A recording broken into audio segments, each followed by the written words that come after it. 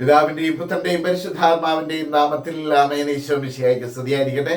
പ്രിയപ്പെട്ട സഹോദരങ്ങളെ, ഇന്ന് ഓഗസ്റ്റ് മാസം 18-ാം തീയതിയാണ്, ചൊവ്വാഴ്ച ദിവസം. പ്രിയപ്പെട്ടവരെ, ഇന്ന് നാം പഠിക്കുന്ന തിരുവചനം 12-ാം അധ്യായത്തിന്റെ വിശുദ്ധ പൗലോസ്ലീഹ റോമാക്കാർക്ക് എഴുതിയ ലേഖനം 12-ാം അധ്യായം അതിൻ്റെ 12-ാമത്തെ വചനമാണ്. നമ്മൾ നല്ല പ്രബോധനങ്ങൾ ആ ഒരു അധ്യായത്തിനുണ്ട്. അതിങ്ങനെയാണ്: ക്രിസ്തുവിൽ ഒരു നവജീവിതം നയിക്കാൻ. അതിൻ്റെ ഹെഡിങ് തന്നെ അങ്ങനെയാണ്: ക്രിസ്തുവിൽ ഒരു നവജീവിതം നയിക്കാൻ നമുക്ക് വേണ്ട ഗുണങ്ങൾ, നമുക്ക് വേണ്ട കാര്യങ്ങൾ അതിൽ കൃത്യമായി ഇങ്ങനെ പറഞ്ഞു വയ്ക്കുകയാണ്. അതാണ് ഓരോ വാക്യങ്ങളും ഞാൻ ഓരോ ദിവസവും പഠിക്കാനായിട്ട് ആഗ്രഹിക്കുന്നത്, പറയുവാനും പഠിക്കുവാനും ആഗ്രഹിക്കുന്നത്. വളരെ മനോഹരമായ കുഞ്ഞു കുഞ്ഞു കാര്യങ്ങളാണ്. പക്ഷേ തീഷ്ണതയോടെ അത് പഠിക്കുമ്പോൾ കർത്താവിനെ ശുശ്രൂഷിക്കുന്നവരായിട്ട് നമുക്ക് മാറുവാനായിട്ട് സാധിക്കും. ഇന്ന് പഠിക്കുന്നത് 12. The letter of Saint Paul to the Romans. First letter, ഒറ്റ ലെറ്റർ മാത്രമേ ഉള്ളൂ. The letter of Saint Paul to the Romans chapter 12 verse 12. അതിങ്ങനെയാണ് പറയുന്നത്: പ്രത്യാശയിൽ സന്തോഷിക്കുവിൻ,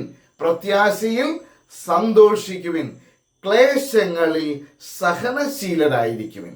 പ്രത്യാശയിൽ സന്തോഷിക്കുവിൻ, ക്ലേശങ്ങളിൽ സഹനശീലരായിരിക്കുവിൻ, പ്രാർത്ഥനയിൽ സ്ഥിരതയുള്ളവരായിരിക്കുവിൻ. നമുക്ക് പ്രാർത്ഥനയിൽ നമ്മുടെ കൈവിട്ടു പോകുന്ന ചില കാര്യങ്ങളാണ് ഇതൊക്കെ, അല്ലേ? പ്രത്യാശയില്ല, സഹനങ്ങൾ വരുമ്പോൾ ഭയങ്കരമായ ആകുലത, ഒരു കുഞ്ഞ് സഹനങ്ങൾ ഇപ്പോൾ വരുമ്പോൾ നമുക്ക് ഒരു കുഞ്ഞു പ്രയാസം വരുമ്പം ഭയങ്കര ആകുലതയാണ്, ഭയങ്കര ടെൻഷനാണ്. പക്ഷേ കർത്താവ് നമ്മളോട് പറയുകയാണ്, എന്നോടും നിങ്ങളോടും പറയുകയാണ്: rejoice in hope, be patient in suffering, persevere in prayer. സ്ഥിരതയുള്ളവരായിരിക്കുവിൻ, പ്രത്യാശയിൽ സന്തോഷിക്കുവിൻ, ക്ലേശങ്ങളിൽ സഹനശീലരായിരിക്കുവിൻ, പ്രാർത്ഥനയിൽ സ്ഥിരതയുള്ളവരായിരിക്കുവിൻ.